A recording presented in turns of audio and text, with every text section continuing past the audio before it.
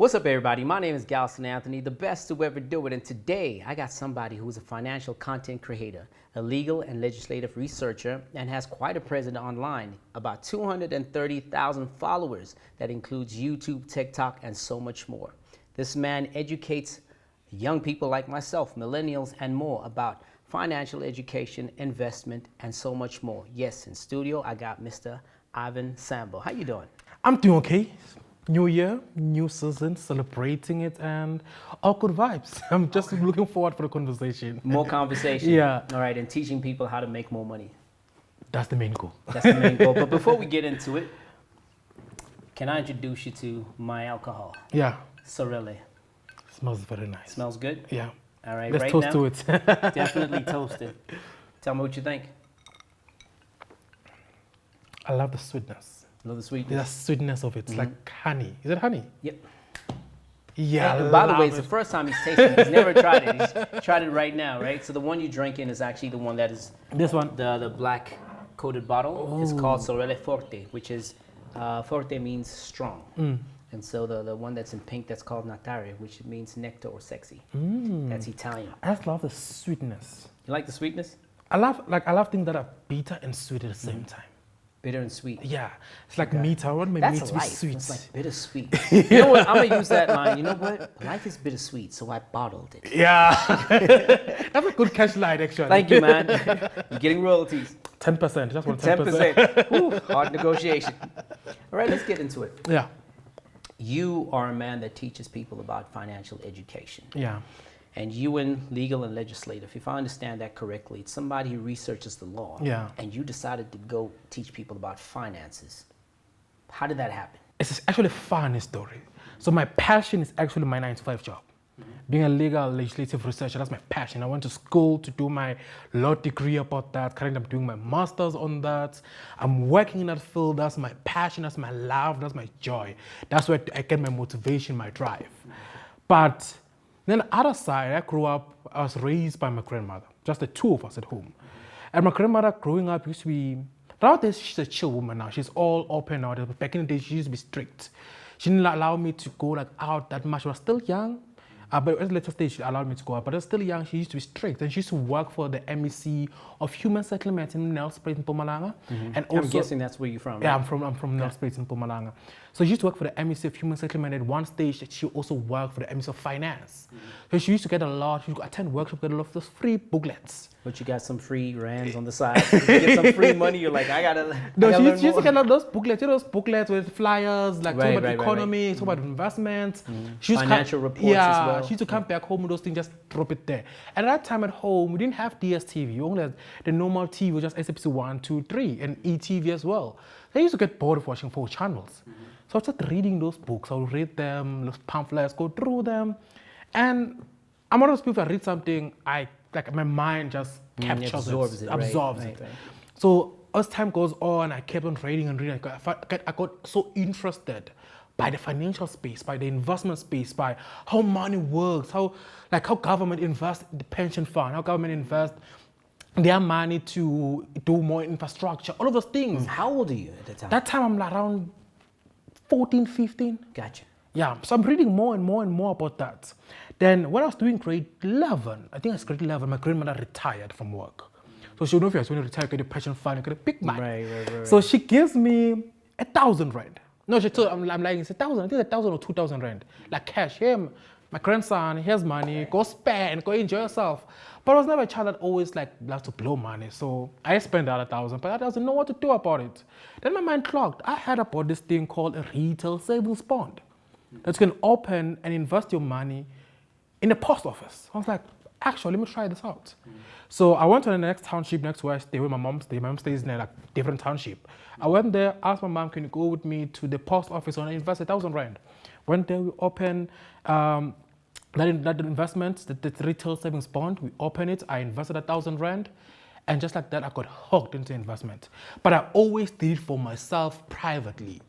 So when I went to university, the Western Cape, we know when as students, we talk about money, we talk about everything. I used to be the guy that's so motivated, have all the facts, all the information about investment. They were like, hi, but why don't you take this knowledge you have and share it with people. You can make good money about this. I was like, didn't take it serious. Then How old were you at this time? now I think I was doing my second year at university. Second year, Yeah. so probably like 20 years old. Yeah, I'm doing my second year at university now. And I was like, let me take it serious. And out of nowhere, I saw a tweet, actually, of someone sharing misinformation about the retail savings product I invested into was doing grade 11. I was like, yeah, man, this is misinformation. I quoted it, gave the right facts, gave the right information, that tweet blew. It went bananas. I think I was sitting at 10,000 followers at the time, and I went to like 15,000 on over a day. Just overnight, okay. I was like, oh, people take what I'm saying serious.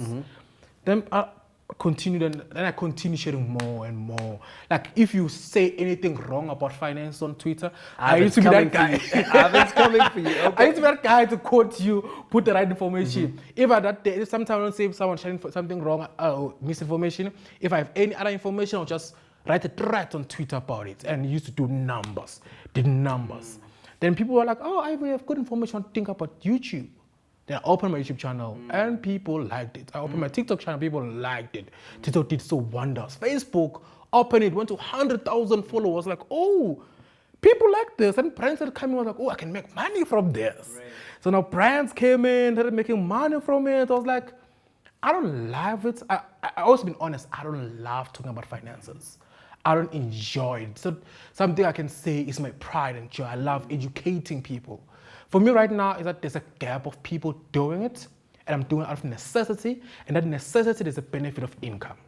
The country needs you, and you just, filling that gap. But there's no one doing But that's interesting, because for somebody that doesn't have that access passion for it, right? Because I understand that legislative and legal is your passion, and that being your 9 to 5. Like, what keeps you going? Because at some point you'll be like, look guys, I've helped you enough, you'll be fine. Just go on and figure out by yourself. Do the research for yourself like I did. Why are you continuing at it? There's two answers to that question that you just asked, right? The first one is the necessity. There's a lot of financial education content creators in this country, but the language they use, the tone they use, number one, the language they use, the tone they use, and demographic they're trying to target is not in line with the one I am serving. Because I notice a lot of these financial education content creators exist out there. They're operating at a level of wanting the upper class. Gotcha. You understand? And the upper class already got money. What you worried about them for? My audience, if you go to my comment section and look at the people that like my stuff, people that comment on my stuff, that the black middle class or the black lower class in the township or in mid-range, like young professionals that are starting to make it in life, it's not the upper age. Because the other content creators are targeting those people. But the people I'm targeting is no one serving them. And if there's someone serving them, they're serving them in a tone that is complicated using big financial language. You can't talk to Vusi from Soweto in a deeper financial language. You can't.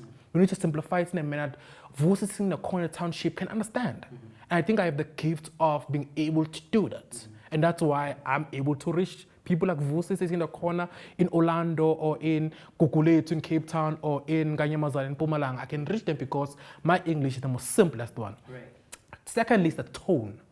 A lot of financial education content creators, when they speak about finances, they speak in a tone that's not respectful to the level of income the people you're trying to speak to. What do you mean by that? When you do they say you broke people? Number one. Tired of y'all broke Number people? one. Is that what, really? Number one. Number one. This That tone, and I hate it.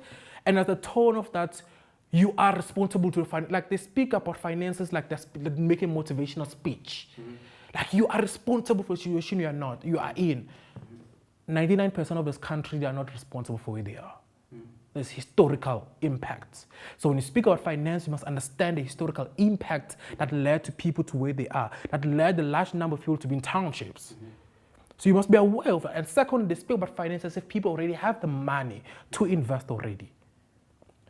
I speak knowing very well that when I speak about buying shares in the JSE, let's say you're buying shares, whatever company it is, I'm not speaking to you as if you already have the money. I know you need to go hustle the money already. You need to go find a way to raise that money. And that must be shown in your tone and in the language you speak when it comes to money. Because a lot of people say people don't want to learn about finance, want to learn about money. Everyone wants to learn about money. But the way, the tone and the language you use It's makes important. makes people feel, okay, now I'm being attacked, makes people feel uncomfortable to even start taking finance serious because the tone and language is wrong. I think that's why I'm in that space, number one. Number two, this may be Yeah, I think this is number 3, right? Yeah. I lost count, but the other point that I'm still doing this is that I'm enjoying the benefits of it as well. You getting paid? I'm getting paid, I'm making extra income, I'm able to sustain a certain lifestyle for myself while educating. And the last thing I love about this job that I'm teaching about finances to the ordinary man. I'm not getting paid by the ordinary man, I'm getting paid by brands. So all the information I speak, whatever platform you go to upon me is free. And I love that. And also, I love the fact that I have built my reputation to a level where no brand can tell me what to say. I like that. No brand can tell me what to say. But I want to edify some of the things you said earlier, right? You said tonality. Here's the crazy thing. You mentioned that the idea of speaking in such a way that Vosi from Soweto would understand. The craziest thing, I've been in business for over 20 years, but it's so much financial literacy that I do not have. Sure, the basic financial literacy got me to, work in business for over the years, but sometimes when it gets a little too technical, that can get me to the next level is information I don't have. So financial literacy is definitely not prevalent, even to the upper class. It's everybody needs to learn financial literacy as we go. As a matter of fact, even the financial taxes, that's where it knocks the most, right? No. And I've seen this. Giants have fallen because of that. South Africa has 48 different taxes? Yeah, and you learn that dance as you go. No one else masters South African tax besides SARS itself. No, when they need some money, they figure out the same legislations and they come for you. But moving on to from that, like South Africa, you mentioned, which we have a little bit of a disparity that which we'll discuss, is that South Africa is well resourced according to my research, right? And when I say research, I'm comparing to a lot of countries. They're actually well resourced to know a lot about finances and financial, so to speak. Yet South Africa seems to be lacking behind. Do you think South Africa lacked the discipline or the savings or just in general the knowledge? What do you think is the problem? I think for me, wouldn't say South Africa. I think you need to be specific about which South Africa you're speaking about. Because when you say, let's talk about the middle class. They lack income. Middle class is 12,000 Rand plus. Yeah, they lack 12,000 income. and 30. They don't lack income, they lack money management skills. For majority of them are drowning in debt. Their biggest issue is how to manage debt. Okay, then in that case, let me ask you this question before you go further.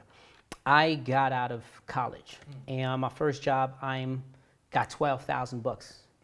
What do I do with my money? 12,000 Rand per month. Per month. I know I got a 3-year contract and I'm going to have 12,000 plus 3% every year. What do I do with my money? For me personally speaking, because I remember I can't speak and say it's financial advice. For me personally, if I'm getting 12,000 Rand per month, luckily when I left university, my first job as a graduate lecturer assistant was earning that specific amount. That's the beauty of it.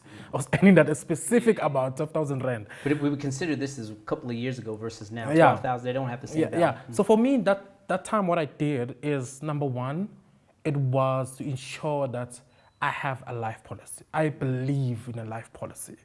I believe that every single human being needs a life policy. So for me, drink to that. I believe in a life policy like no one's business. People may say life policy is a scam, but I see it as a form of security that you can never get anywhere besides. I mean, it's money that's... As you're answering the 12,000 Rand question, explain to why life policies are good, especially in the beginning, because you have nothing. So what are you having your life policy against? So... Because around life policy is a form of security, number one. Security for? Security for whatever, even if you want to borrow money outside or you want to do something. Sometimes you can structure your life policy to also be used as collateral for that. If you want to say, okay, I have now a good opportunity to borrow money to build something for investment, whatever it is. If you have a life policy that has existed for a while, it's very good. So for me, that was the thinking I had, that I need a good life policy and I need it to be above R1 million. Right. And so I'm paying $700 for $1 million Policy. Life policy. Right, life policy. Disability cover also included there. All included there. Was right. Also you need to and I've not made a loan yet for my 12,000. Yeah, you haven't made a loan yet. We're still fresh. Right. So life policy, cover your disability cover your all those things. Just cover them in that policy cover. Because not only just as a form of securing wealth for yourself, but also securing yourself if something goes wrong in your life. Because you don't want to spend the next 10 years building a legacy. Then you die, then the creditors come take everything. Yeah, they come to your family and all, right? You see now your family is left with to nothing. understand that, you out the gate, this is just general advice. Out the gate, I got my 12,000 Rand check. It's January policy. 1st. I'm going to get it on the 31st. I'm going to take out my 700 Rand policy. Done. And I use this number because of Discovery. Yeah. I think y'all guys owe me money, right? And funny enough, I'm also with Discovery. Right? Yeah, make sure you sign that check, right? And then it's $1 million Rand or 1.5 million Rand. So whatever amount it is that you're comfortable with, put it there. So I have not made any loans and I've not gotten my first check yet, but I've taken that 700 plus that's for for you. the thing. Okay. That's life policy number one. Number So what two, do I do next? Number two, obviously, you need to, if you have apartments, whatever it is, you do those things. I won't count those things. I don't know how much your apartment is going to be, but always keep your apartment less, man. Don't pay rent above 30% of your own monthly salary. I always. So my rent should be $4,000 at most. Yeah, especially you're still young. I don't see the need of you to be in something or just get another 30% of your monthly income, just in rent. That's okay. So we're doing the calculations to make it easier for the thing. So it's 4,000 Rand maximum. It can be less. And then that's 700 Rand for the 1.5 policy. Right. Then second thing, 500 Rand in an investment account. Easy JSE investment account. JSE, not money market, not... Money market, for me personally, I don't believe in a money market when I'm young. I think money market is a scam for for someone in their early 20s, early 30s, it's a useless thing. And in your 40s, late 40s, going to your 50s. When you can keep money for a year. Yeah, you see. But at the young stage, I believe you can't keep it for you in a month inside of money market. I believe like if you're young, you're in your early 20s, late 20s, early 30s, and you don't have a level of high responsibility, you don't have kids, you don't have high level responsibility, just you or your partner or you and your parents, be aggressive with your investments. Go direct to the JSE, pick some companies there, pick some ETF there, pick some good commodities. Be in the market, but you still have time in your side. Time. So for further promotion, he does a lot of that where he breaks down, which companies and how much it is. I mean, there's some investment that goes for $100, $200. Am I correct? Yeah. So make sure you look at his content for that. Hey? They started $1 Rand. $1 Rand. I got a Rand. You want to help me? So I always suppose you have time. You're still young. If you go to a JSE, you could go all high. For example, you download whether it's Easy Equity or it's ProStock or it's whatever app you use to go to the JSE as your broker. If you use any of them, you make mistakes, you lose money, you're still young, you can recover. And it's 500 Rand per month. Sure, 500 Rand for 12,000 is still quite a bit. It's quite a bit, but it's worth it. You can take that risk. So you take the risk. And with the 500 Rand, if you have 500 Rand, right, per month to invest in the JSE, the first thing I'll do in 500 Rand, the first 100 Rand, I'll pick 2 or 3 JSE listed companies that I think will do better in the future. Let's say, for example, Discovery, ShopRite. I'm just thinking on top of my head. This is not financial advice anyway. Not financial advice. It's just I'm just mentioning companies. Discovery, ShopRite, and Standard Bank. You just pick those 3 companies, put 200 Rand to them. Discovery, ShopRite, Standard Bank. Please sign a check. I'm not promoting them. Just the last companies I can think of on top of my head right now. 200 Rand. I'll put 500 Rand on those companies, right? Now I'm left with 300 Rand. I'll put 200 Rand into an ETF. I'll pick the JSE Top 40 ETF. I'll put the Standard & Poor 500, S&P 500 ETF. Get those 2 of those, 108 Rand each. The next one I'll put maybe into a commodity, maybe a gold, because gold will time the market crash. Gold's always a good defender. Yeah. So I'll put maybe gold or platinum, whatever commodity you feel like. And there's a lot of commodities in the JSE. So I'll do those things at 500 per month. I'm young, right? So I have time. If anything goes wrong here, at least I know I have conservative stocks with the ETF. I have aggressive stocks with the individual companies. And also I have commodities backup because, every time the market goes down, gold always goes up. So gold's always my backup plan. So I'll put that. So 500 per month in the JSE. I remember still young. 500 a month may seem like too little now, but remember, still young. Over the long run, you're 20 years old, so. And also, the more income you earn, the more money you will put. You can invest. You see, but you're still starting up 12,000 a month. So we're at 5,300 at this stage, right? We got the 700, we got the 4,000, and we've got the 500, right? So we got 5,300. So what do we do with the balance of the money? Because he still got to eat. Well, she's obviously still that's up to you individual how much. That's why I mentioned the first two. Right. That's why I mentioned the So life before policy. you go buy groceries, handle that. Yeah, life policy, the 500 rand per month into your investments, then set up your emergency savings account. Have that. So what do you do? Do you take the money and put it into those So accounts? what I typically, this is not financial advice, I will keep on saying this throughout the podcast, but typically I believe that your 3 months salary must be in a savings account. So let's say you earn 12,000 rand per month, how much that's in 3 months? That's 36,000 rand. Aim for the first year working, or the first 2 years in working, first 2 years of you working, and by the next 2 years to save enough to have 36,000 rand just saved up.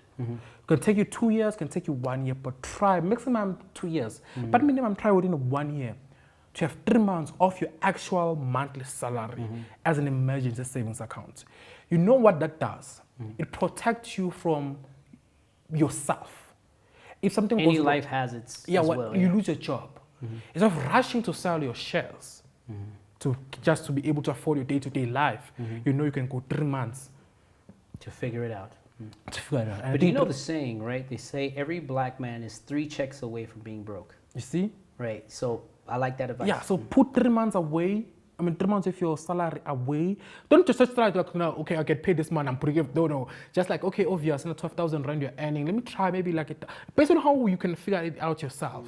Just try to build. You can build up in 2 years. You can build it up. I remember first time I did my emergency savings account. It took me about, I think, 16 months to actually reach that. Still about 16 months. So someone's story may be faster, someone can be weaker based on how you live your life. So just do that. Do that. Okay. And the best thing about it also protects you, but sometimes there's family So that's emergencies. that's about 2,000 rand per month and on that, right? Just But remember, approximately, it's given not- we want it's- 36,000 rand in 18 months, Yeah. right? So it's also based on how you do it. So if you want to do Right. 2,000 rand per month or what, do your own calculation. Do your own calculations, That right. makes you, because, and I think I hate the most. But then what I'm seeing is that we're starting to wear thin because now we at 7,300 and we've got like a 12,000. yeah, we got But 12,000. remember, We've got about 6. But remember, that's what I said. Yeah. The tax-free savings, not tax-free man. The emergency savings account is based on your own Yeah. workout. So what I'm speaking out is general. So I can't be like, okay, but you said. It's more like given the regular South African, right? Because then there's all that. Then you got to buy food and more. Then now what worries me is a thing called black tax. Right? Thank God I never had to pay black tax in my life. But another thing is black tax is not prevalent to black people. I mean, I've been fortunate enough. I don't know if it's fortunate, but sometimes unfortunate that I've dated into other communities. You name them, white, Yes, Chinese. They have taxes as well. But how do you handle those taxes? Like, you just got a job, and your grandma and your mom says, look, you got to send me X amount of money per month to survive because I took care of you. So financially, what do you reckon one could do? I have the most unpopular opinion about black tax. People may hate me for this. I know people on Twitter always fight me on this. I don't believe black tax is an obligation. I honestly don't believe in obligation. Do I partake in it? Yes. But you don't believe in, but you partake in I it. partake in it on free will. On free will, gotcha. So not on obligation. now, this is my own personal belief, right? I do partake in my mom. This morning, yesterday night, I was out with my fiance, sitting Palapala. This nice restaurant called Patapata. You must try it out, by the way. Sitting there, my mom sent one money, send her money. This morning again, she won money. I send her money. Because it's free will. For me, I believe that I do it out of free will. Because also I believe that if I don't want to do it, there's some years, I think last year I was so strict, my mom used to call like, I want to do it. I was like, no, I have them, I don't have money. I was like, no, I don't have money. Because I had my own goals or things I wanted to achieve for myself, and I see spending money on them that time, it's not going to be. Why is it unpopular in what you're saying? Because a lot of people see black tax as an obligation, it's a way to give back, take care of your family. And it's true. I partake in it. So you give back at what expense? That's the thing. Yeah. For me, I want, like, if I have my own life goal that I'm focusing on right now, if my mom needs money, and it's not like life or death, I'm not going to give. I'm going to give when I'm able to. Because I'm not going to sacrifice my own life and what I'm trying to build for myself. Because if I achieve, for example, if I spend the money on them and not be able to achieve the goals I've set, that means they they cannot also enjoy the benefits of that goal. Yeah. So, and I was going to get to that. It seems like you would be drowning in the same ship, right? They're just two different ships, but basically identical. Yeah. It's like I'm taking my money to save you, but we're both drowning. So how about as you are sinking, and yes, you could survive. Right. You're not sunk yet, sinking. Just let me build so something. That when instead of working on deficits here, I can work on surplus and give more. I personally don't have a belief in black tax. I think black tax is detrimental to your family and even to society. Yeah. And again, you could do it at free will, You could do it surplus or in emergency, right? I thank God I grew up without black tax. I thank That's a privilege. God. You must be grateful for that. Oh, bro. You must. In my prayer somewhere, God, thank you. I didn't have to pay Your black parents tax. did very well. They did amazing. Yeah. They did an amazing job. But then when I had like a conversation with my dad and my mom the past year, and they needed some funds, and I asked them, why did you not ask me? You know what they said to me? You have your own problems to deal with. Life is harsh. We're not going to add more onto you. I said, Mom and Dad, then why am I working? Do you understand? They refused, or not they refused, they didn't want to ask money from me. So much so I had to find out what my parents' bank account was and put the money there. Put it there. So Stuart, it's like you raised me to know these things. Take it. Do you understand? So this wasn't black tax. There was a situation that needed to be fixed, and it was me returning, how many years of raising they have done.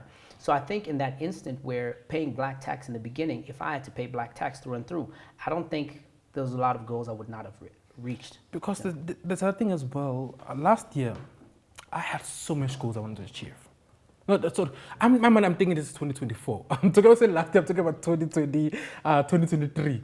Are we on 2020? We're on 2025 right, now. Gotcha. So my mother was saying last year, I'm thinking about, So the reason I also did that is like because another thing we don't understand is that sometimes we need to understand that unless it's a life or death emergency, our parents are not going to die. Yeah. Our siblings are not going to die. If there's food in the house, if they just sometimes just do the bare minimum for your family so you can build for yourself. It's wrong when now you are not giving money because you want to go blow it in a club.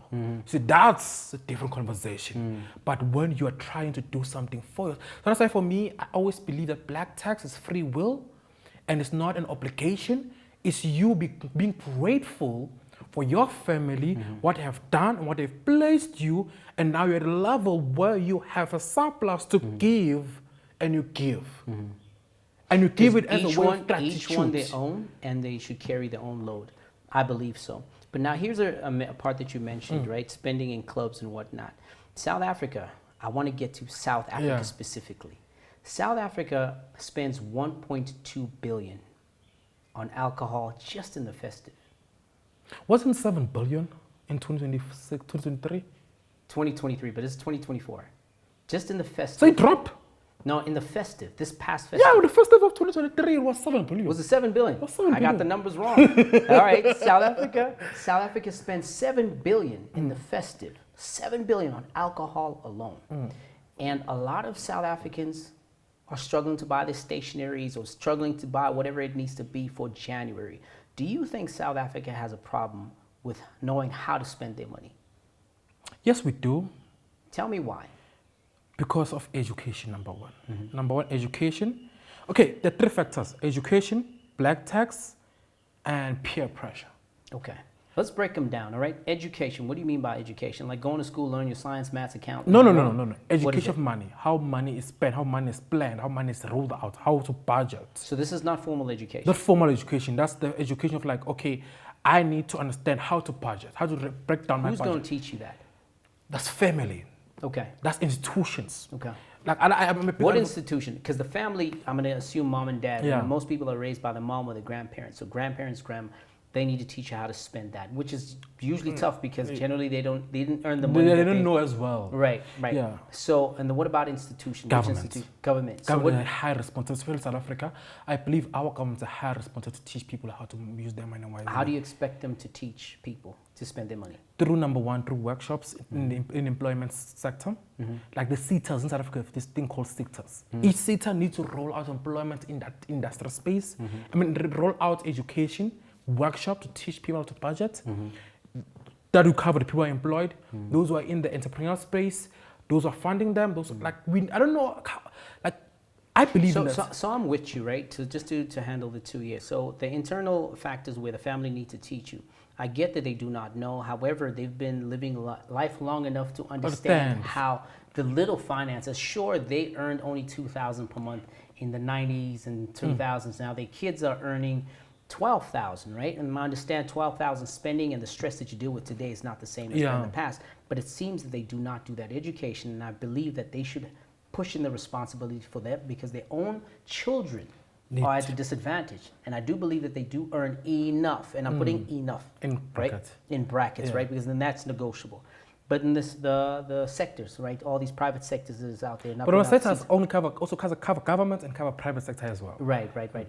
Why they're not doing it is now okay. There's some sectors that actually do it. I want to give credit to the education sector. Like teachers get beautiful training. I once had the opportunity to be part of the people who are training teachers about budgeting. So there's some that beautifully do it. There's some that don't. They even have their own trade union, funeral cover, life policies, investment structure, property plans. Or the education industry, they do beautiful work there. If there's one industry, so when it comes to financial management and investment, people should learn from is the education industry. They are very well organized. That's one industry I love. So that's number one. Number two? Number two, okay, we covered the seaters, right, and parents. Right. And the other one is individual morale and individual ambitions. We are not going to get financial education. Much as we can blame parents, we can blame government, but also it's about yourself as well. Because much as we can point a finger, there's three more pointing back. You sound like our school teachers. Guys, remember, there's 3 pointers and one to God. Okay. So also individually, we don't have the need. In South Africa, we don't have the ambition. Remember, majority of us. And I get that, but why don't? One of the answers I don't like is because of things like apartheid. No, I'm not going to apartheid. Thank goodness. I'm one person that stays away from a conversation. Right. Why do you think South Africans think that way, and how can we change it? And I understand the individual factor because I'm a individual person. Like you take individual responsibility. Comfort how? Explain. I come from the township. I lived my whole life in the township. Which township? I live in Ganyamazane, Ligas in Nelspruit. Right. Okay. My township, it's not about you being able to succeed to a level you can leave the township. No, you reach a level of success that can be better than the people in the township are living there. Yeah. So a lot of people live their life to show off in the township. I have friends I went to high school with that I drive back to Mpumalanga as I did this December, and I see how their lifestyle, I see how their life is lived. They live to impress the township. They live to set a standard, which for me, with my level of what I've done now, I'm like, but that's not life.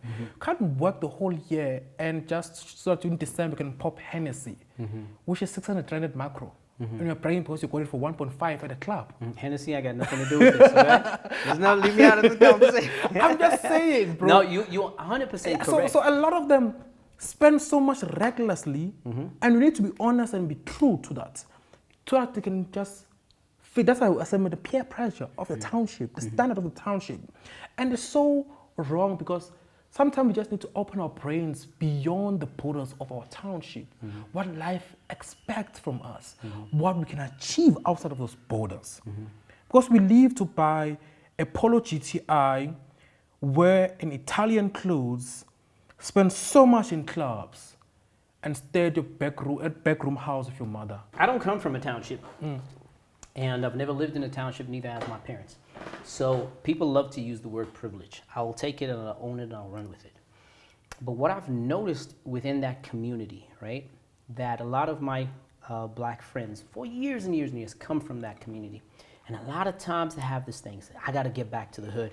They got to see, they don't know that I drive this now. When I get there, they got to know.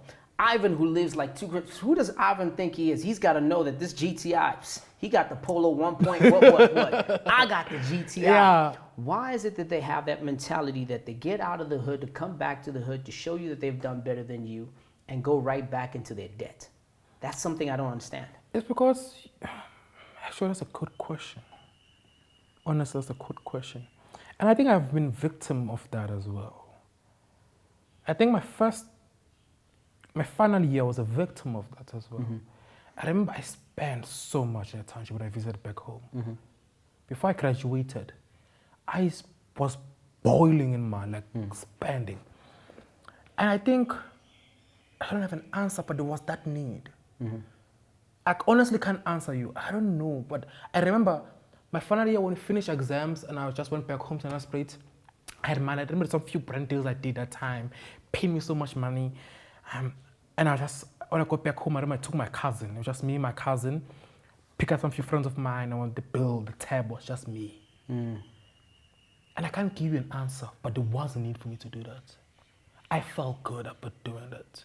But later on, when now in April I have graduation coming up, and I have to pay for my parents to come to Cape Town for my graduation. And now financially, I'm like, I spent 30K in December. Impressing my friend, not even on family. And this is December and it's April now. A couple months after, and you couldn't recover 30K back to get. And that need, I can't explain why it was there. To this day, I hate it. I don't do it anymore. But I can explain why. It's like a form of like showing that I'm born here, but now I have money beyond what this place can produce. It's like the need of saying like, yes, I've made it. I struggled here, now look at me now. It's like that, man. I don't know how to explain it. You know what? A lot of people and a lot of brands take advantage of this because I'd like to call it what it is called as a black mentality, right? You go to a club. We're currently doing this podcast here in Sandton. I live in Sandton. We're doing it at my house. And a lot of these clubs are in Sandton or neighboring places. When you get there, there's no normal section anymore. There's only VIP section. In that VIP section, the minimum is to spend $3,500. Now, when I moved to Sandton a couple months ago, like this is the way they do things. You're going to spend $3,500 a bottle, and you're going to have to spend more, and they send a whole bunch of women to you so that you can spend more and more money. People go home with a 40,000, 50,000 Rand bill, right? 40, 50,000 Rand bill. Some of them can afford it, some of them can't, but they're trying to just show. What is it with our people that want to show that they can spend so much money, and the next day, Galston gets a call. Do you have $1,000? What is wrong with that mentality? Goes back to what I was saying. It's part of peer pressure. It's part of wanting to earn status, part of wanting to earn the respect. Because so what they but also, and I think that's what I wanted to mention. Let's go back to our culture, the black culture in South Africa. What is it built on? It's built on status, monetary status. Absolutely. So now, because we don't have the cows, because before, to show the level of respect you have in the villages, is how many cows you have. Right. I don't mind balling on cows. You see, how many, if you have a ceremony, how much can you spend in that ceremony? That mentality now translated and transferred into club culture. Because before we used to say, if there's umgidi in my house. What's umgidi? It's like ceremony when a boy comes from a mountain in the Xhosa culture. Okay. Yeah. Are you? No, I'm not Xhosa. I'm just using it as an example. It was the easier. I think everyone will understand that example. When you have umgidi at home, how much alcohol is that in that umgidi? If in that whole village, in that whole township, your wine was the one where everyone was drinking very freely. Everyone was drinking very comfortably. Now you see the level of respect now they give your family. I think that transacted into club culture. If you spend the most, you're the most respected in the club. You're the most recognized in the club. And I think people look at that, people want that. And because also a lot of people didn't earn respect because of their hard work. Some people work as teachers, but they still don't feel like they get respect. But they think when I go to a club and I spend 20K, I'm getting respected. Some people earn their money illegally. They don't get respected. So if when it goes, they spend on girls in clubs, they get respected. That's what I want to go to. So, okay, fine. There's a whole bunch of women. They're all around me. They got this big booty and so much more. Now I got my respect. Where's the currency in that? There's no currency. So what is the need for that so much? No that need. Peer pressure. There's no need. It's just human interactions. So how do you advise someone against that? Because obviously it's futile to see all these bunch of women around you and spend on them and go to these clubs that are not even black owned, and then they just give them money. What would you just say to those kind of people against this pressure? So it goes back to what's your end goal? What do you want in life? Because that pressure cannot be stopped by just giving a philosophical answer. It can be stopped by you and your individual goals. I have a goal of I love my work, but also one day I want to contribute very well in the legislative structure of South Africa, how this process is governed. And to do that, I need to have a clean reputation. I need to have a very well-structured career. And if I behave in this manner, I'm not going to reach that goal. For me, my goals, my ambitions, my life, and also the people around me, the reputation of the people around me, keeps me in line. It kills me to come back and say, actually, I don't need to go to a township and drink with the giants and do all of these crazy things. Yeah, sometimes you do mistakes. Sometimes you do that because of mistakes, but sometimes, most of the time, you will not. You will not, because you always remember the reputation, your goals, and your ambitions. Gotcha. And what you want. But if you ask a random person that does that, what's your end goal in life? What's the biggest achievement you want in life? You know what the answer was? I said, I want to be rich. Rich is not the answer. But here's the thing, is that you're getting poorer.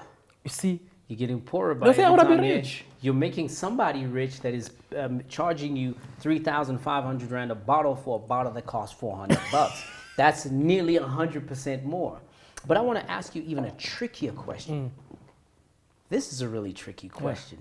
Yeah. I'm of the belief, and I don't think I'm going to be popular for this. Lobola is extortion. No. No, it can never be. Please tell me more. I practice it. I'm ready to pay it coming July this year. I'm paying it with pride and joy and so much excitement. Like my level of excitement is beyond the group, the beyond. Why do you think it's not an extortion? Because it's not about the money. No one pays Lobola because of the money. Like for me, as a man that will be losing the money, I'm not paying it caring about the money. I'm paying it with respect to my culture, my people's way of life, my family having to build and add more members to the family, having to display the beauty and the culture of what we are as Swati people. Don't look at Lobola about the money payment. It's never about the money. No one, ask any man that's paid Lobola. If a man paid Lobola and is crying about the money, trust me, they will never genuine about doing Lobola. Because it's never about the money. It's about the ceremony, the process of it. What is done to build up to that? Because Lobola is not only about where you sit down and pay the money. There's a lot of ceremonies that happen in between. Okay, let's talk about the ceremonies. What is the prime reason for Lobola? So I'm not questioning the culture per se or challenging per se, right? I'm trying to understand that there might be a little bit of issue given the era prior and the era now, right? And this is why I'm calling it extortion in our time. So to be clear, I believe that Lobola was a good thing years ago. So bride prices all over the world exists, even to today. You go to the Chinese, they want their money in gold. You go to the Indians, certain tribes want their money in physical cows. They're not going to take cash. So bride prices all over the world, right? But the reason why I'm calling it extortion is because right now it seems that Lobola is taken as an exchange for the woman, and there's nothing that rewards you. You're going to be put in destitute, right? No. So please explain to me why. Lobola, if you look Lobola historical, how it was done, is to combine two families into one. It's like when you get married. Let me ask you the same question. When you get married civil and you take a wife, you get married in church, what do you get in return? She got me, I got her. Same with Lobola. I got her, she got me. But the money is not an issue. Don't look at that's what I'm saying. Lobola, don't look at it. It's not about the money. So the reason why I say that money is the issue, right? Oh, I didn't say it as an issue, but the reason why I put it as an issue is that two people are working, assuming the wife is working, right? So the man takes out, and the common Lobola price here is going between 15 and 100,000, right? So people don't even earn 15,000 a month on average. South Africans, they earn 12,000. But 15,000 is actually on the lower end. So middle income people generally pay 30,000 and more. So they're paying 30,000. That is literally 3 months of their Who pays full for, salary. Who pays for the white wedding? Well, now it seems No, to who be pays for the white wedding? what I understand it to be. No. That nowadays, who pays for the white wedding? Oh, it's a very hard question because I've seen multiple ways to Same, but it's the same thing. You can say with Lobola as It well. used to be Lobola. Now Lobola seems to be a giveaway to the family. But who pays for the white wedding? Well, it seems to be the man most of the time. Yeah, So so it's the same- it's a loan it's a- from the bank, actually. It's the same with our culture. The man pays the Lobola, right? The loan from the bank pays for it. Doesn't matter. In white culture, in white ceremonies, man takes the money, marry this girl. Maybe the most expensive wedding. We have seen weddings on Instagram where people, I'm like, you don't even earn enough to do that wedding. They take a loan. But it's a white wedding, right? But we can see with Highball. You don't earn enough to afford this. You took a loan to do this. Right. Same with because you are saying Lobola. But now speaking you of are that- saying Lobola is what you said this. That means even the white wedding it is. Because you can't, what's in Lobola now we pay for the family, the woman's family cash or in cows, that's extortion. No. That means marriage, if you are saying Lobola is extortion, that means marriage as an institution, whether it's white, customary, Muslim, whatever it's an institution itself, it is extortion. For me, I'm going to say Lobola is an extortion because the man is paying. The white wedding is an extortion because the man is also paying. Yes, so absolutely. So what I basically, want to do- what I- basically, you're saying that all the institutions are extortion. The marriage institution is extortion. No. So the marriage institution is not extortion at all. I think But the marriage man is the one institution- paying. Yes. Now, this is what I wanted to say, actually. I'm going to bring racists into the picture. Okay. When we look at all these institutions, or rather wedding venues, they're all owned by the white group of people, right? Now, I want you to understand that I'm not caring about if it's white or black, but majority of white people. And these white people build these places for black people, right? So they built these extravagant places because they know that the black market pays so much money. They want to be flashy. They want to show how much money. They know they want to show it to the family. And then, boom, they pay easily $100,000 to book a venue, right? And sometimes it includes the food, sometimes it doesn't. $100,000. Now, in context, it's $5,000. Boom. And then they go make sure that their families come and they end up spending R1 million for a wedding. R1 million, and a lot of it is in loans. Now the white person, right? And again, I'm not into the whole racist issues and problems. I love white people, I love black people, I love them all. But the idea of the black families just sending the money out is my problem. Then what happens thereafter is that you take the white person, he would not go to that place at all to go do a wedding. And if he does, he will go off season where it's dramatically cheaper. They'll go in May, June, July when it's cold, rainy and all, and they will get married there. What a black man spends R1 million, a white man spends 200,000. You know what It comes down to that mentality that I was referring you know what to. the beauty What do you of- think? What do you know the beauty of a traditional Lobola wedding? Okay. It's down in the township itself. It's down in the village itself. Your caterer, it's church woman. Your grandmother, your mother's church ladies come and cook. You buy the cow already there in the township, already there in the village. The tent is rent from Babel Dlamini from the township, who everyone knows we rent tents from him. The alcohol is brought from a black township, black tavern in the township where everyone knows we go there. Or we go to Tops franchise by a black man. So when we say extortion about Lobola, Lobola contribute the biggest amount to the black economy than a white wedding does. So you can't use the word extortion because when we do our traditional weddings, I completely disagree. when we do, no, I live the experience. When we do our traditional I weddings, got married twice, right? when I we got do our married traditional twice. weddings Yeah. in the townships or in the villages, trust me, you should see, especially in my culture. That's what So the break culture- it down for me. So I understand because I once married into a Zulu culture, right? Oh, okay, I'm not experienced in that field. Yeah. So I'm not experienced, I would speak about that. Right. So I married a Zulu culture and non-South African culture, Chinese specifically. So let me break it down for you, right? So in the Zulu culture, the women are expensive. I don't know how else to put it. You know, Oh, 'cause Zulu women are very expensive. Okay, so it's okay to say that. So They're expensive. Zulu women are expensive. But then in my experience, it's kind of like you got to show how much of a man you are by virtue of just keep taking money out of your pocket, right? So the culture itself is beautiful. You can't argue with the beauty of the culture. But then there's portions of it that is like, man, I'm going to pay all this money and I'm going to go home with this woman and I'm going to be broke, right? You, on the other hand, took all my money and gave your blessings to this woman and we're not going to do well. Then afterwards, I got to go do this white wedding, and I'm going to give Vorsi Fisser R1 million, right? And then go to a honeymoon and spend my money in a different country. I'm going to go to Italy and spend some money in Rome to come back to be broke.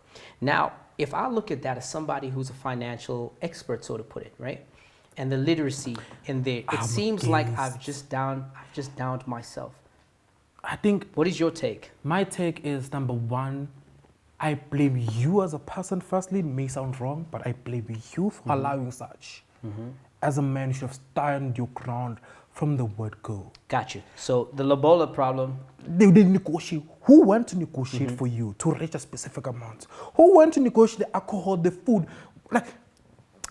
Like stand. I hear you, but I wasn't negotiating because I'm not allowed to. You're not allowed to, but your uncles, whoever was there on your side, should have stood the ground. They know nothing about negotiating. Oh, you got the wrong people there. They should stood the ground. There were some real uncles that were like, you know, I'll tell you something. They should have stood the ground. I remember one time they told me an amount, right? Because I heard that it's a bad thing to say the amount.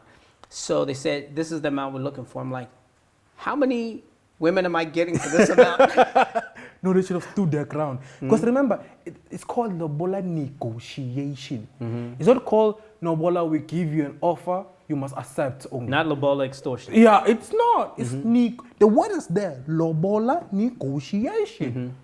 They must negotiate. If negotiation fail, they must fail. And you must come back for round two. What is negotiation? I guess But you must go to the purest word of negotiation. What is it? Because if the first time you sit there, there's an amount you see is crazy. Financially, I'm gonna have to build a family with this woman. I have to go, me and her must come back, build a house, build a family, build something for herself, and you're asking for this amount. It's not ridiculous, not reasonable. But I'm already in debt. Like the moment I got in, I'm in debt. From white wedding. Let's just say I had enough money. I'm not gonna entertain white wedding. Okay. I'm not gonna entertain that. Right. That for me is out the door. I'm just taking the culture aside. Because you must also remember you're negotiating. Some families will try to take advantage of you. But you must, your uncles who are there for you on your behalf, must stand the ground and say, hey, bro, justify, look at this. These are it's like two young people who are trying to build a family for themselves, trying to build. And you're asking for this. What are the reasons?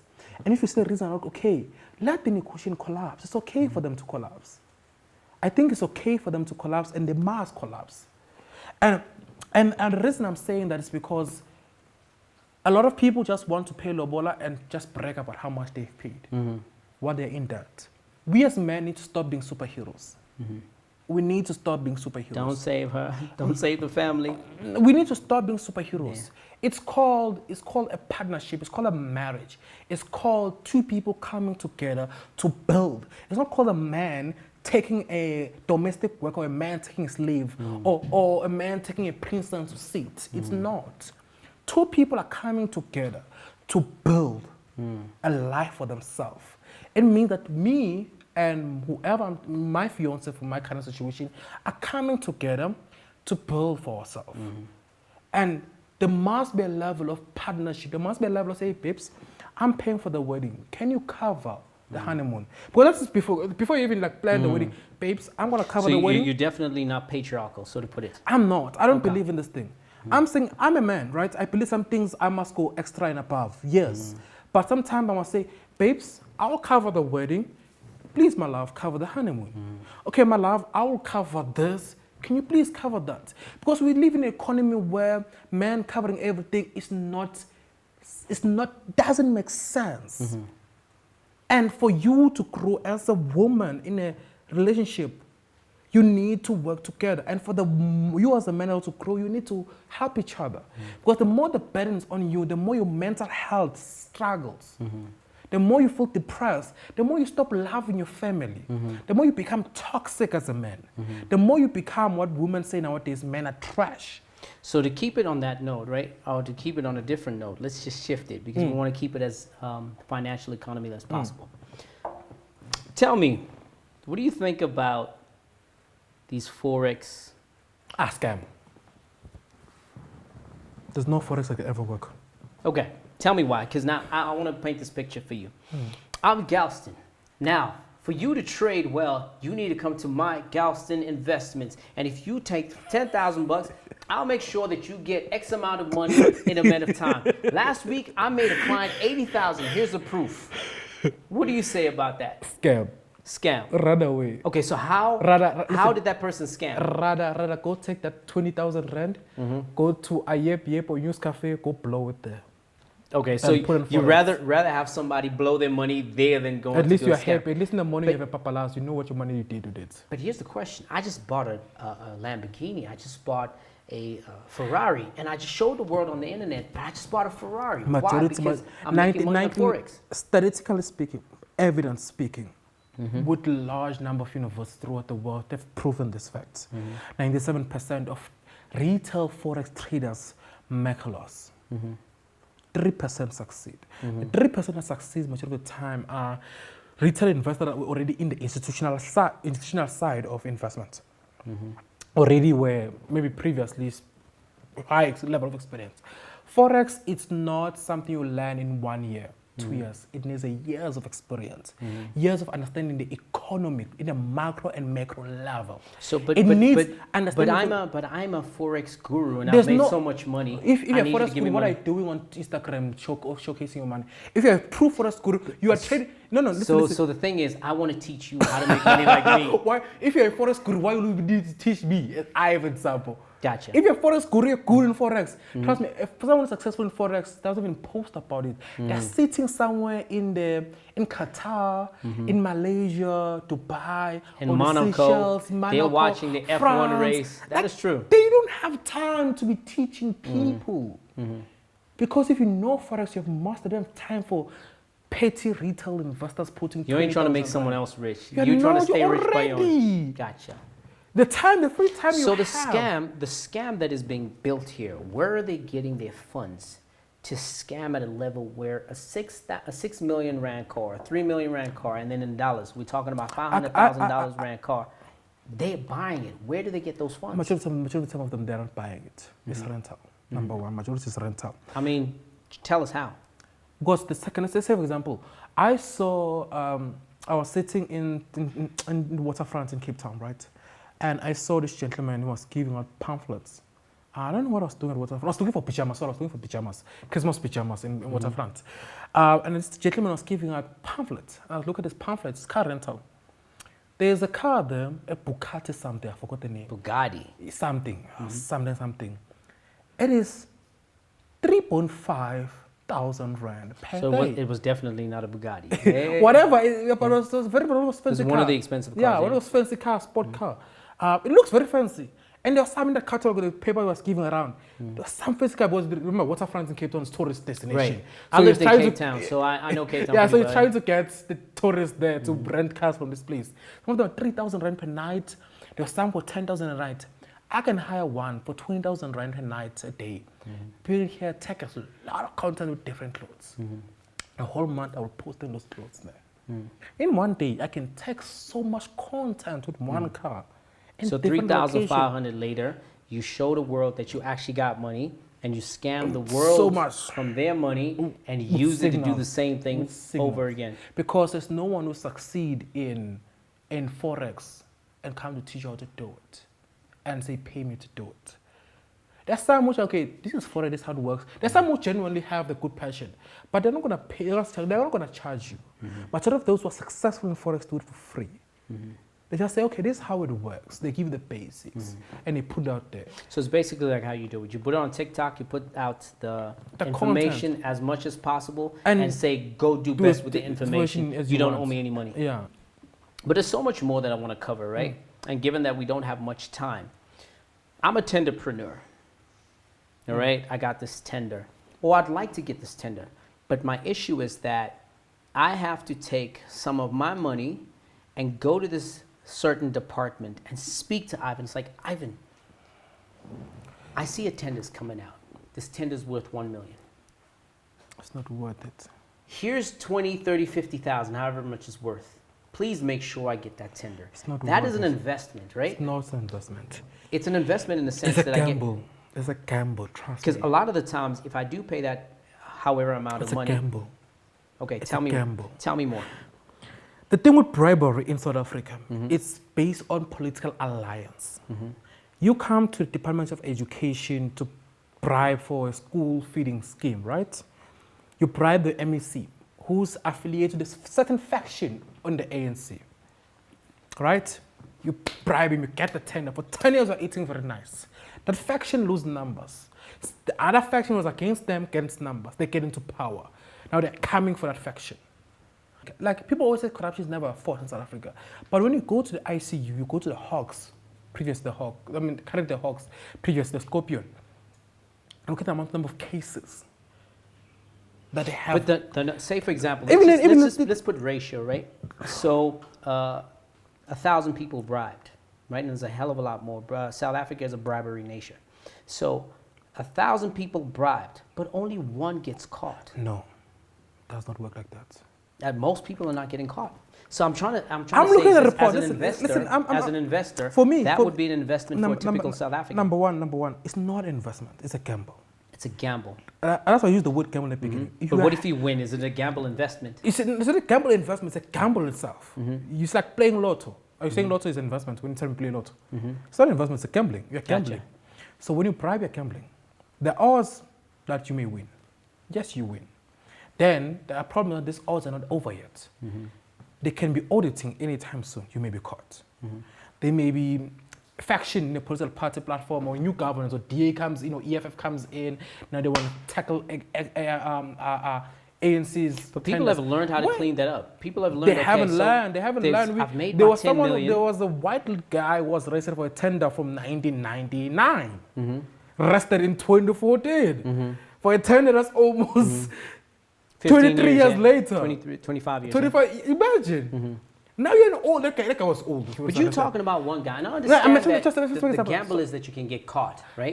But then most people don't. But I will never advocate for bribery at any stage. I'll never say it's an investment. I'll never say it's even using the word gamble is an embarrassment to you say, because you must also remember what does also bribery mean for the ordinary man. I know we're all chasing wealth, but at what cost to your culture, your people, your society? Because the fact that you have to bribe, it means you didn't earn it. You're not qualified enough to do it. That's why when you drive in the township, there's portals which are from roads that are built 3 months ago. There's people who have got RTP houses that one rain, small rain, flew the houses away. Meaning a lot of life loss. There's a lady from KZN was training because she owns a soccer club. I forgot her name, and I forgot her name. Lelusha, yeah? Yeah. You know how many people, she's rich right now, current, right? She's rich right now. Hyper rich. She owns a football club, she owns many businesses. But you know there's 5,000 families that have lost houses, lost loved ones. Her wealth is built of blood of poor black people for RTP houses. So you're referring to someone that has a conscience. Such ones do not have a conscience. I'm saying, but I'll never advocate for people not to have conscience. I'll never advocate for you to go to corruption. I'll never advocate for you to do bribery. I'll never advocate to say and look at bribery as an investment. It's not an investment. It is a crime against your own people. If I want to take down this whole conversation and see if I got it right from you, right? The black South African mentality does not spend well, steals from its own people, blames a different race. How can you advise, knowing this biggest scheme of things? Because we're talking about stealing from his own race. But remember, that's only the negative side I've said. There's only negative side. I also said the good stuff. I want to switch it to the positive side. How can we talk to South African people and say, guys, look at the country according to this discussion? Yes, it's much wider. There's so much more positive things we can say. But how are we going to, as South African people, talk about this and fix it? It goes back to my first point when we started this episode. That's number one, we are talking to people that, you're talking to a group of people already angry. And blame, as you gave the 3 points right now, blaming different people, stealing from themselves. You're talking about those people of people. And meaning when you speak to them, your tone must be in a way that's going to calm that anger, that blame, that criticism, that idea of wanting to fight. That's why I said tone matters. the language also matters. That you must speak to the language that matters for each group of black people. Not all black people are the same. You're not going to go to Limpopo and speak the same language. Not only the language, like in terms of, but speaking that how the context you must speak in must never be the same. So you must also, every time you speak, whatever environment you're in, you must be aware of the language and tone, right? Thirdly, we must also be willing to individually hold ourselves accountable. Accountability has been a very big topic, but every time I bring up the word accountability and I say, but you should be accountable of this, like, no, but our history. No. Listen, I always say this. History is context, and history impacts what we live right now. I'll never say our history doesn't impact how we do, but also the other side of that coin is that we must also take accountability. 100%. I was raised by a grandmother that said, you may make fucked up decisions. You may make Your mistakes. grandma actually said that word? No, he said it's a Swati. She said it's a Swati. It's different. Yeah. It's a pretty. I'm like, Grandma! She said it's a Swati. She taught me that you may make the most worst decision of your life, but the only good thing that you can make and makes you live with purpose is taking full accountability and taking full punishment of your action. Sometimes the punishment may be heartbreaking. It may kill you inside. It may be so painful, but take it as a man. Take it as a woman. Not only men must take accountability, not only women. As human beings, you must take the accountability at its fullest length and be willing to do so. Don't take it because it's just a consequence of this action. Take it as a free will. That I want to feel the pain of my action, but next time, you will never do it. Because as human, we are all not perfect. We are all going to make a huge amount of mistakes. And we are, as black people currently, and we have done it in the past, we're doing it now. We may do it in the future. But those who want to succeed, be willing when you fail, also take accountability and take the full will, like the full level of punishment that you deserve. Because remember, the next time you want to do it, without even thinking, your subconscious will kick in and remind you of the pain you have felt. So if I have to say what you said in summary is, black man, care for your country. If you messed up, then take the beating and the punishment you earned. And take it willingly. And take it willingly, so that when you come out on the other side, you can be great again. Yep. Did I get it right? That's how I feel. On that note, I believe that's a good high note to end up. Thank you so much. Thank That was you a for beautiful coming. conversation. Beautiful conversation indeed. And you heard it as it is. We covered a lot of topics when it came to financial advices, social financial advices, and so much more. Ivyn Sambo gave us a good understanding from his perspective how one should think, how one should do things, and how one should invest. Till next time, make sure that you subscribe. I always get this wrong. Subscribe, press notification, like. One more. What am I missing? Subscribe, like, comment, and share. He's the expert. Make sure you do that. Until next time, it is a goodbye. What a beautiful conversation, man.